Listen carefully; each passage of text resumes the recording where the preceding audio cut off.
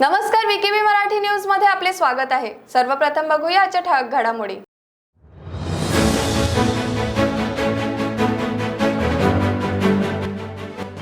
दीक्षाभूमी इथे साधेपणाने साजरा करण्यात आला 65वा धम्मचक्र प्रवर्तन दिन।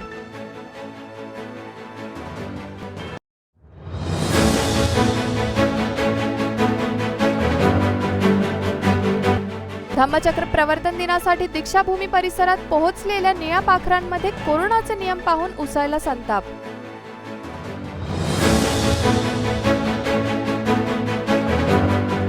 आणि कामठीच्या ड्रॅगन पॅलेस इथे धम्मचक्र प्रवर्तन दिन निमित्त विशेष बुद्ध वंदना कार्यक्रमाचं आयोजन। कार्यक्रमाला शेकडो अनुयायांनी लावली हजेरी।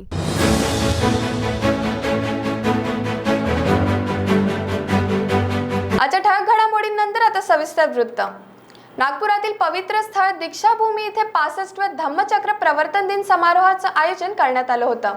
या निमित्त दीक्षाभूमीत दर्शन करणाऱ्यांची सकाळपासूनच रीघ लागली होती। मात्र लसीचे 2 डोस पूर्ण करणाऱ्यालाच दीक्षाभूमीत प्रवेश देण्यात आला होता। कोरोना महामारीमुळे मागील 1.5 वर्षांपासून दीक्षाभूमी परिसर बंद होता। मात्र यंदा कोरोना नियम काहीसे शिथिल करण्यात आल्यामुळे धम्मचक्र प्रवर्तन दिनानिमित्त भारतरत्न डॉक्टर बाबासाहेब आंबेडकर यांच्या पवित्र अस्थिकलशाचं दर्शन करण्यासाठी अनुयायांनी सकाळपासूनच रांग लावली होती। मात्र दीक्षाभूमीत त्याच लोकांना प्रवेश देण्यात येत होता ज्यांनी कोरोना लसीचे 2ही डोस पूर्ण केले आहेत। सोबतच ज्यांच्याकडे 72 तासाआधींचे निगेटिव्ह RT-PCR रिपोर्ट आहेत। ज्येष्ठ नागरिक व 18 वर्षाखालील लोकांना दीक्षाभूमी परिसरात प्रवेश निषिद्ध असल्याची माहिती डॉक्टर बाबासाहेब आंबेडकर स्मारक समितीचे सचिव सुधीर फुलझेले यांनी दिली। मागच्या वर्षी कोरोनाचं संकट थोडं भारीच होतं, त्यामुळं अनुयायांना दर्शनही घेता आलं नाही। बाकी 14 एप्रिल 6 डिसेंबर बुद्ध जयंती यातही अनुयायांना येता आलं नाही। त्यामुळं बाबासाहेबांच्या दीक्षाभूमीचं, बाबासाहेबांच्या अस्थीचं दर्शन घेण्याची उत्कंठा सर्व अनुयायांमध्ये होती। यावर्षी कोरोनाचं सावट अजून गेलेलं नाही, तरी गर्दी होऊ नये म्हणून स्मारक समितीने सर्व समारोह हे रद्द केलेले आहेत। आंतरराष्ट्रीय बौद्ध परिषद रद्द केलेली आहे, जो मुख्य कार्यक्रम असतो तोही रद्द केलेला आहे। पण अनुयायांना विना त्रास देता अस्थींचं दर्शन व्हावं म्हणून स्मारक समितीनं महानगरपालिका आणि पोलीस प्रशासनाच्या सहाय्यानं सर्व अनुयायांची सोय केली आहे, जेणेकरून आपण कोरोनाचे सर्व नियम पाळून बाबासाहेबांच्या अस्थींचे दर्शन घेऊ शकू। यामध्ये ज्यांच्या 2 लसी झालेल्या आहेत त्याच लोकांना प्रवेश राहील।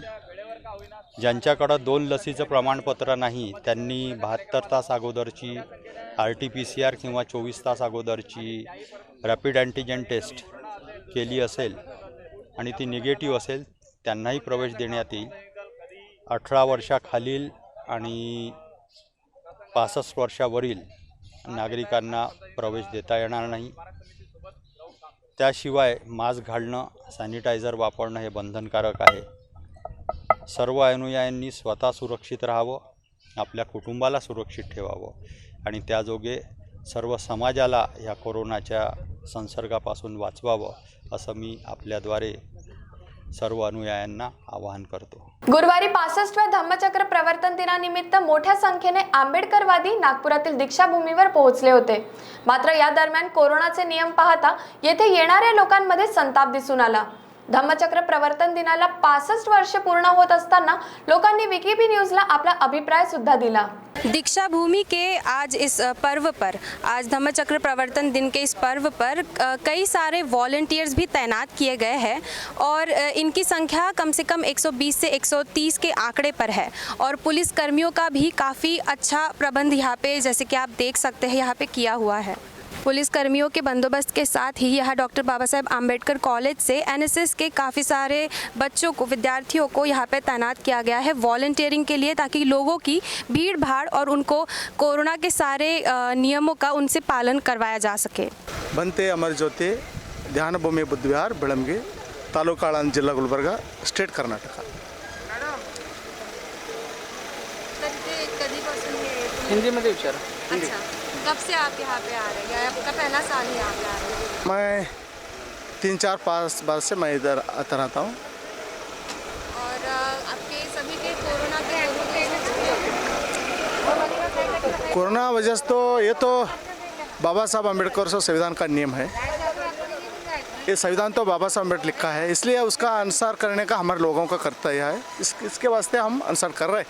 इसके वास्ते ज़्यादा लोग नहीं आए. कानून पालन करने वाला लोग हम हैं, बाबा साहब का नहीं है, इसे कानून पालन कर रहे हैं. वो तो बहुत खुश का बात है. वो तो ये कोरोना तो ये only for not a Maharashtra, all over in India और वर्ल्ड भी है. इसलिए ये रोग तो फैलने के लिए ये सरकार ने अच्छा काम करे, ऐसा ही हमको सोच रहे हैं. लेकिन दूसरा भगवान के मंदिर में ऐसा क्या तो वो उतना तो नियम नहीं लग रहा है, लेकिन इधर ज़्यादा लग रहा है बोल के ऐसा लग रहा है. बहुत इधर महाराष्ट्र में बहुत देवी देवताओं को में उधर ये सरकार ने थोड़ा लूज कर रहा है. ये विशेषता इधर बाबा साहब अम्बेडकर दीक्षा भूमि में बहुत ये सरकार ने बहुत ये लोगों के लिए परेशान कर रहा है, अंतर लग रहा है ये. मैं पुष्पा बौद्ध. और आप कब से यहाँ आ रहे हैं? मतलब रहने वाली नागपुर की हूँ. तो नागपुर का ही जन्म है और सब कुछ एजुकेशन नागपुर का है, तो यही से मतलब तो आना लगातार होता है. पर बीच में शादी के बाद कुछ साल बाहर रहे, तो बाहर से भी आके हम अंदर में स्टॉल लगाते हैं. और धम्मचक्र प्रवर्तन दिन के इस 65वें उत्सव पर आप इस दिन को कैसे देखते हैं? इस दिन को मुक्ति दिवस के उपलक्ष्य में तो बाबा साहब ने हमको मुक्ति का मार्ग दिलाया था 1956 के बाद. 14 अक्टूबर 1956 अभी 65 साल हुए. और 65 साल के उपलक्ष्य में हम इसमें दिखते हैं कि जब ये पावन दीक्षा भूमि है, पवित्र दीक्षा भूमि जिसे कहते हैं, तो मैं उस नज़रिए से देखती हूँ कि बौद्ध पहले बने, फिर दिखे और फिर मतलब लिखे.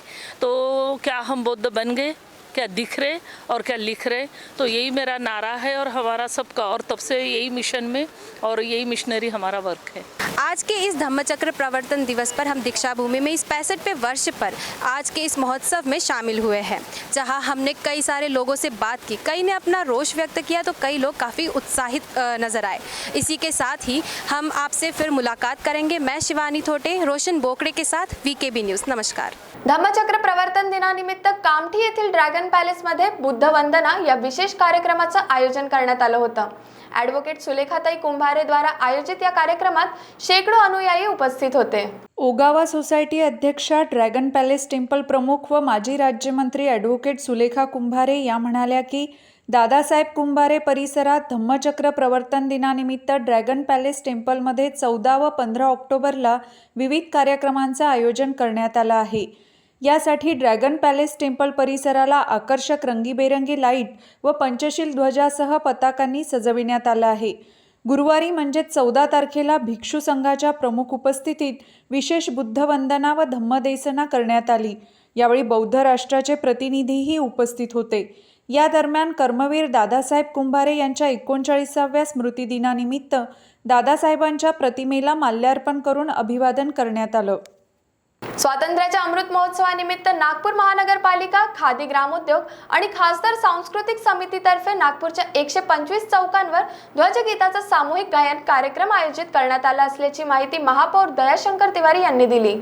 नागपूर महापौर दयाशंकर तिवारी यांनी सांगितले की नागपूर महानगरपालिका, खादी ग्रामोद्योग आणि खासदार सांस्कृतिक समिती यांच्या संयुक्त विद्यमाने स्वातंत्र्याचा अमृत महोत्सव, नेताजी सुभाषचंद्र बोस यांची 125वी जयंती तसेच नागपूरचे ध्वजगीत गायक श्यामलाल गुप्ता पार्षद यांची 125वी जयंती निमित्त नागपूरच्या 125 चौकांवर ध्वजगीताचा सामूहिक गायन कार्यक्रम आयोजित करण्यात आला आहे. 17 ऑक्टोबर रोजी नागपूर शहरातील 125 चौकांवर सामूहिक ध्वजगीत गाण्याचा कार्यक्रम घेण्यात येणार असून हा कार्यक्रम 60 चौकात शाळेच्या विद्यार्थ्यांद्वारे आयोजित केला जाईल. त्याच दिवशी संविधान चौकात महापालिकेने लावलेल्या संविधानाच्या शिलालेखाचे उद्घाटन देखील होईल, अशी माहिती महापौरांनी दिली.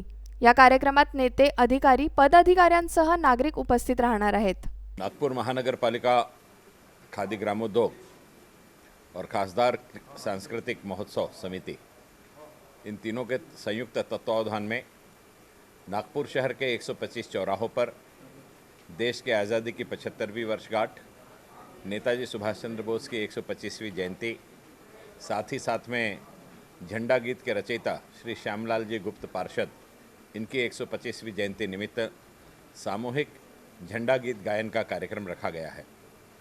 नागपुर शहर के अन्यान्य 125 चौराहों पर करीब इसमें से 60 चौराहों पर शैक्षणिक संस्थाओं के माध्यम से शालेय विद्यार्थी और बाकी स्थानों पर सामाजिक संस्थाएं, ये सब एकत्रित होकर के सामूहिक रूप से 17 तारीख को सुबह 11 बजे एक साथ झंडा गीत गायन करेगी। अपने तरह का एक अनुपम कार्यक्रम नागपुर महानगर पालिका के माध्यम से यह लिया गया है। जिस प्रकार से वंदे मातरम गीत देश के आज़ादी के तरानों में मुख्यतः गीत है, उसी प्रकार से आज़ादी के आंदोलन में विजयी विश्व तिरंगा प्यारा झंडा ऊंचा रहे हमारा, यह गीत भी उसी तन्मयता के साथ गाया गया और लोगों को बहुत बड़ी मात्रा में इस देश के राष्ट्रीय आंदोलन से जोड़ने में सक्षम हुआ। इन दोनों महासुपूतों को अपनी आदरांजलि व्यक्त करने की दृष्टि से और अमृत महोत्सव के दृष्टि से वर्तमान पीढ़ी के बीच में यह झंडा गीत पुनः गाया जाए, पुनः लोगों के बीच में यह प्रतिपादित हो और लोगों को जानकारी मिले कि इस प्रकार से भी एक तराना था जिसे गा करके लोगों ने आत्मोत्सर्ग करके इस देश को आज़ादी दिलाई, यह स्थापित करने के लिए इस आयोजन को किया जा रहा है।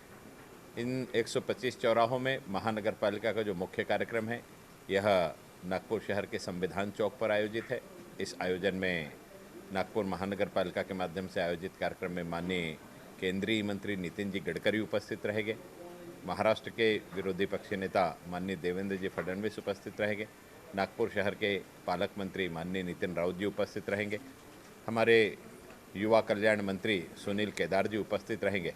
इस प्रकार से सुबह 11 बजे यह कार्यक्रम का आयोजन हम लोग यहाँ संविधान चौक पर कर रहे हैं। उसी दिन इसी प्रसंग पर संविधान का प्रस्तावना का एक शिलालेख भी महानगर पालिका ने संविधान चौक पर लगाया है, उसका भी लोकार्पण इसी दिन किया जाएगा। इस दृष्टि से यह दुग्ध शर्करा रोग संविधान चौक पर आने वाला है। आपके माध्यम से मैं समस्त नगरवासियों से निवेदन करना चाहता हूं कि जिन 125 चौराहों पर यह कार्यक्रम हो रहा है, अखबार के माध्यम से उसकी संपूर्ण यादी आपको पढ़ने के लिए मिलेगी। नागपुरातील सनातन धर्मातर्फे यावर्षी रावण दहन कस्तुरचंद पार्कमध्ये न होता कडबी चौकातील सनातन धर्म युवा सभाच्या प्रांगणात काहीच सदस्यांच्या उपस्थितीत आयोजित करण्यात येणार असल्याची माहिती सनातन युवा सभेच्या सदस्यांनी वीकेबी न्यूजला दिली। कस्तूरचंद पार्क में जो रावण दहन हुआ करता था सनातन धर्म युवा सभा के द्वारे, लेकिन कोविड जो है, कोविड के चलते ये जो परंपरा है ये कहीं ना कहीं रोकी गई थी, क्योंकि कस्तूरचंद पार्क में लोगों की भीड़ देखते हुए ये निर्णय नहीं लिया गया कि कस्तूरचंद पार्क में रावण दहन होगा। लेकिन परंपरा को चलाते हुए, परंपरा को पूर्ण करते हुए ये जो रावण दहन की प्रक्रिया है ये सनातन धर्म युवा सभा के प्रांगण में पूरी की जा रही है। तो इस वक्त हमारे साथ मौजूद है सनातन धर्म युवा सभा के संरक्षक मिस्टर योगराज रावेलचंद साहानी जी। तो हम उन्हीं से जानते हैं कि आज की तैयारियां क्या है। लगभग 70 वर्ष से ये परंपरा चली आ रही है।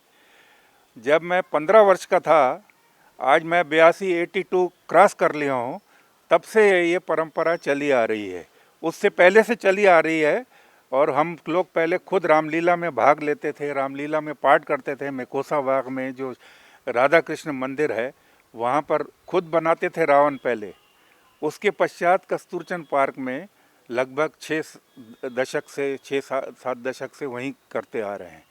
और ये पब्लिक की सेफ्टी को ध्यान में रखते हुए और शासन द्वारा निर्धारित उनके प्रमाणों के हिसाब से हम कस्तूरचंद पार्क में नहीं कर रहे हैं, क्योंकि पब्लिक की सेफ्टी प्रमुख वो है हमारे लिए।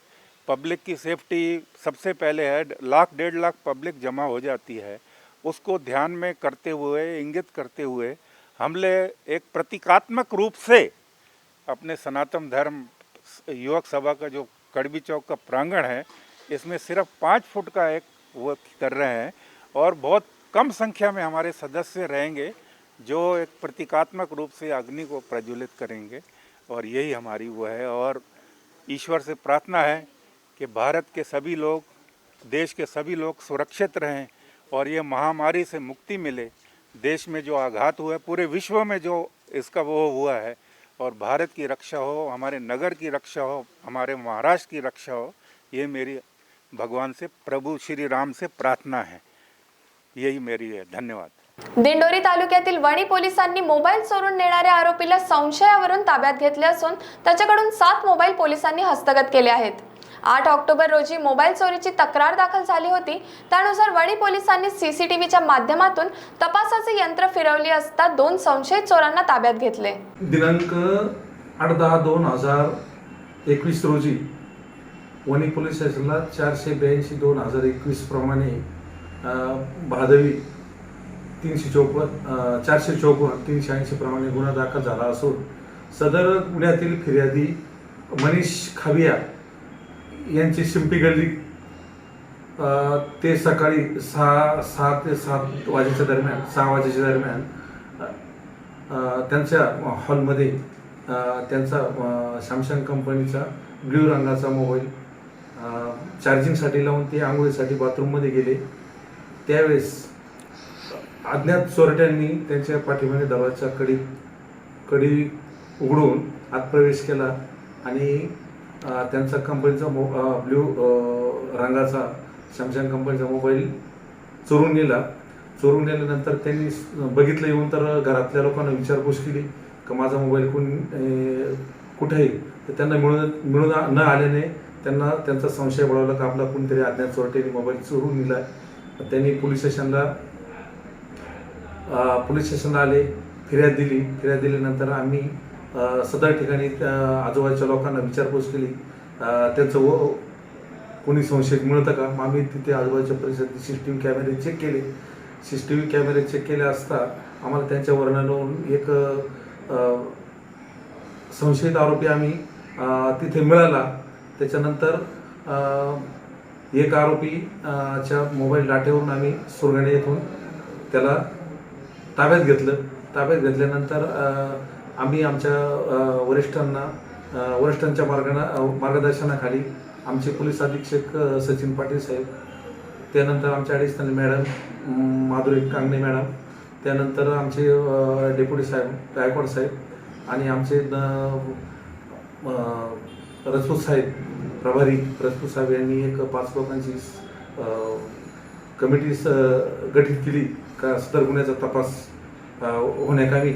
मग त्यात आमचे उदय साहेब, आम्ही स्वतः, आमचे चेतन बागुल, बच्छाव दादा असे आम्ही त्यांनी कमिटी स्थापन. मग आम्ही सदर आरोपींना अटक केली. त्यानंतर त्यांना दिंडोरी कोर्टात हजर केलं. माननीय न्यायालयाने त्यांना 1 दिवसाची पोलीस कस्टडी दिली. त्यानंतर आम्ही वरिष्ठांच्या मार्गदर्शनाखाली सदर आरोपींकडनं 7 मोबाईल आम्ही रिकवर केले आहे. बाय. सब जानना चाहते हैं मेरा फेवरेट कलर, मेरा फेवरेट डेस्टिनेशन, मेरी फेवरेट डिश, पर कोई ये नहीं पूछता कि फेवरेट डिश मैं बनाती कैसे हूँ. अरे यार, जिसे टेस्टी खाना पसंद है वो अच्छे टेस्ट तक पहुँच ही जाता है. सुरुचि मसाले, खाने में हो रुचि तो घर लाइए सुरुचि. अपने सपनों की उड़ान भरने की इच्छा तो हर किसी की होती है, पर पंख भी तो मजबूत होने चाहिए जो देता है flywheel aviation academy. Flywheel aviation academy एक ऐसा इंस्टीट्यूट है जहां पर एयरलाइंस एंड एयरपोर्ट हॉस्पिटैलिटी और टूरिज्म मैनेजमेंट, साथ ही यहां campus interview, guidance by industry expert, practical training at airport, expert faculty, personal grooming जैसे कई सारे बेनिफिट्स आप पा सकते हैं. Flywheel aviation academy, 1 degree, 3 job opportunities. Flywheel Aviation Academy gives you a degree or diploma with a job. Flywheel Aviation Academy, 365 Gandhinagar, LAD College Square, beside Karnataka Bank, Nagpur. Break नंतर आपले स्वागत आहे. मन्नाथखेडी इथून पारडसिंगा येथील सती अनुसया मातेच्या दर्शनासाठी जात असताना सावरगाव सोनोली गावाजवळील वळणावर विरुद्ध दिशेने येणाऱ्या स्कॉर्पिओने 4 जण बसलेल्या दुचाकीला दिलेल्या धडकेत 1 ठार तर 3 जखमी झाले. या अपघातात एक 9 वर्षीय चिमुकली जागीच ठार झाली असून इतर 3 गंभीर जखमी झाले आहेत. जखमींना उपचारासाठी मेडिकलला पाठवण्यात आले असून सावरगाव पोलिसांनी स्कॉर्पिओ चालक चंद्रशेखर भुजाडे याला अटक करत त्याच्यावर गुन्हा दाखल केला आहे. गणेशपेठ एसटी बस स्थानकासमोरील भोजनालयात 2 तरुणांनी गोंधळ घातला. रात्री उशिरा भोजनालयात बसून जेवण करायला कर्मचाऱ्यांनी नकार दिल्यावर दोन्ही आरोपींनी रेस्टॉरंटच्या मालकावर चाकूने हल्ला करून त्याला ठार मारण्याचा प्रयत्न केला. पोलिसांनी दोन्ही आरोपींना अटक केली आहे. मिळालेल्या माहितीनुसार दुर्गाप्रसाद आणि अनुज एसटी स्टँड समोर अंबिका भोजनालय चालवतात. मंगळवारी रात्री 11:30च्या सुमारास दोन्ही आरोपी त्यांच्या भोजनालयात आले आणि त्यांना जेवण देण्यास सांगितले. दुर्गाप्रसाद यांनी त्यांना सांगितले की रेस्टॉरंट बंद आहे, त्यांना जेवणाची सोय मिळणार नाही, पण पार्सल नेता येईल. असे असूनही दोघे हॉटेलमध्ये बसून जेवण करण्यावर ठाम राहिले. त्याने नकार दिल्यावर आरोपींनी शिवीगाळ करण्यास सुरू केली. अनुजने त्यांना गैरवर्तन करण्यास मनाई केली. या दरम्यान दोन्ही आरोपींनी अनुजवर धारदार शस्त्राने हल्ला केला. कानावर आणि मनगटावर शस्त्राने वार केल्याने तो गंभीर जखमी झाला. दुर्गाप्रसाद यांनी हस्तक्षेप केल्यावर त्याने त्याच्यावरही मारहाण केली. या घटनेची माहिती मिळताच गणेशपेठ पोलीस घटनास्थळी पोहोचले. अनुजला उपचारासाठी रुग्णालयात पाठवण्यात आले आणि पोलिसांनी तात्काळ दोन्ही आरोपींना अटक केली. महिंद्रा अँड महिंद्रा फायनान्शियल सर्व्हिसेसमध्ये एक्झिक्युटिव्ह म्हणून काम करणाऱ्या कर्मचाऱ्याने कंपनीला 8,70,000 रुपयांचा चुना लावला. सहकार नगर निवासी मंगेश मधुकरराव देशमुख यांच्या तक्रारीवरून पोलिसांनी आरोपी मणिंदर सिंग सुखदेव सिंग मुलतानी याच्यावर गुन्हा दाखल केला असून आरोपी NIT संकुल कमाल चौक येथील रहिवासी आहे. पोलिसांकडून मिळालेल्या माहितीनुसार मंगेश एसटी स्टँड जवळील पाटील कॉम्प्लेक्समधील महिंद्रा फायनान्स कंपनी कार्यालयात एरिया सेल्स मॅनेजर म्हणून काम करतो. याच कार्यालयात मनिंदर एक्झिक्युटिव्ह पदावर कार्यरत होता.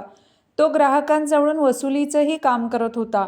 13 जून ते 30 सप्टेंबर दरम्यान मनिंदरने कंपनीच्या ग्राहकांजवळून रोख व गुगल पे स्वरूपात मोठी रक्कम गोळा केली व त्या बदल्यात इतर ग्राहकांद्वारे जमा केलेल्या चेकची पावती तो देत गेला. ग्राहकांच्या जागेवर तो आपल्या नातेवाईकांच्या बँक खात्यांचे चेक कंपनीच्या खात्यात जमा करायचा. त्यामुळे चेक बाउन्स होत होते. एकूण 37 ग्राहकांजवळून त्याने याच प्रकारे पैसे गोळा केले व कंपनीला 8,70,000 रुपयांचा चुना लावून मनिंदर फरार झाला. ज्यावेळी कंपनीने सर्व खात्यांचं ऑडिट केलं तेव्हा हे प्रकरण समोर आलं. या प्रकरणी गणेशपेठ पोलीस ठाण्यात तक्रार दाखल करण्यात आली असून पोलिसांनी तपास कार्याला सुरुवात केली आहे. हुडकेश्वर आणि वाठोडा पोलीस स्टेशन परिसरात चोरट्यांनी 2 घरे फोडून रोख आणि दागिन्यांवर हात साफ केले. दोन्ही कुटुंबे घराला कुलूप लावून कोराडी देवी मंदिराच्या दर्शनासाठी गेले असून ते परत आल्यावर चोरीची घटना उघडकीस आली. चोरीची पहिली घटना वाठोडा पोलीस स्टेशन अंतर्गत बहादुरा रोडच्या मिलनगर परिसरात घडली. भेदलाल शंभूलाल नागेश्वर याच्या तक्रारीवरून पोलिसांनी गुन्हा दाखल केला. मंगळवारी रात्री नागेश्वर घराला कुलूप लावून कुटुंबासह कोराडी देवीच्या दर्शनासाठी गेले होते. दरम्यान चोरट्यांनी घराचे कुलूप तोडून आत प्रवेश केला. घराच्या तिजोरीत ठेवलेले 50,000 रुपये रोख आणि सोन्या चांदीच्या दागिन्यांसह 1,52,000 रुपयांच्या वस्तूंवर चोरांनी हात साफ केला. नागेश्वर कुटुंब रात्री 2 वाजता घरी परतले असता तेव्हा त्यांना चोरीचा शोध लागला. या घटनेची माहिती पोलिसांना देण्यात आली. वाठोडा पोलीस ठाण्याचे API मेटे आपल्या टीमसह घटनास्थळी पोहोचले. प्राथमिक तपासानंतर अज्ञात आरोपीविरुद्ध गुन्हा दाखल करण्यात आला आहे. तर दुसरी घटना हुडकेश्वर पोलीस स्टेशन अंतर्गत मानेवाडा येथील श्रीनगर भागात घडली. दिवसाढवळ्या चोरांनी घरात प्रवेश केला. राजेंद्र अजबराव आवारे यांच्या तक्रारीवरून पोलिसांनी गुन्हा दाखल केला. राजेंद्र मंगळवारी सकाळी 11:15 वाजता घराला कुलूप लावून कुटुंबासह कोराडीला गेले होते. दरम्यान चोरट्यांनी कुलूप तोडून आत प्रवेश केला व लोखंडी कपाटाचे कुलूप तोडून त्यातील 10,000 रुपये रोख आणि सोन्याचे दागिने यासह 1,45,000 रुपयांच्या मालावर हात साफ केला. दुपारी 3च्या दरम्यान आवारे कुटुंब घरी परतले तेव्हा चोरीचा शोध लागला आणि या घटनेची तक्रार पोलिसांना देण्यात आली. API गाडगे आपल्या टीमसह घटनास्थळी पोहोचले आणि अज्ञात आरोपींविरोधात गुन्हा दाखल केला. तर आज VKB मराठी न्यूज मध्ये एवढंच. उद्या पुन्हा भेटूया काही नवीन घडामोडींसह. बघत राहा VKB न्यूज. नमस्कार.